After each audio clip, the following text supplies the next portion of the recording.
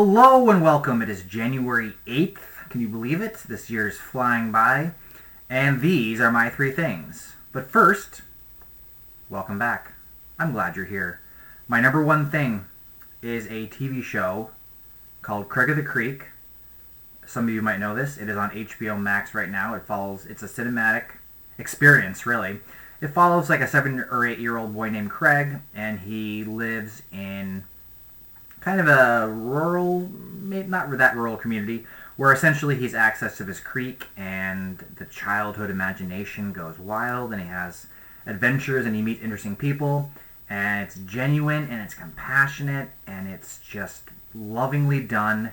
And I was watching TV last night and noticed that I think they're on like a half season. So the first half of the season was a while back, and now they just dropped new episodes. Craig of the Creek, animated show, just lovingly done, super fun. My second thing of the day, number 2, is a board game, Tokaido. This is not necessarily a new game, but what I appreciate about this game is that it's just so peaceful.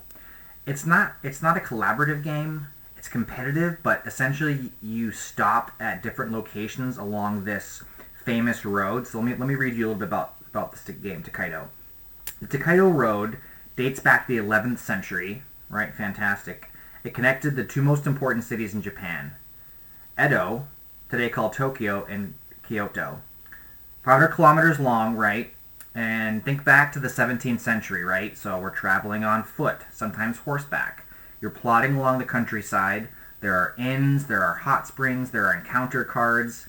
Just a really peaceful, fun game where even if you get like 4th place, it's the journey, right? Not the destination.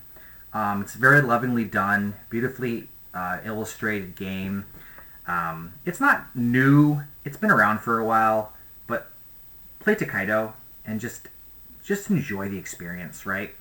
My number 3 thing for today is, this is not a political podcast, but I would be remiss not to, at least in some part, honor Jimmy Carter, who at the very least, presidency notwithstanding, was a genuinely compassionate and really humble man. You know, he's a peanut farmer, and he did so much good for the world after his presidency. He was magnanimous, beautiful spirit. He was bold.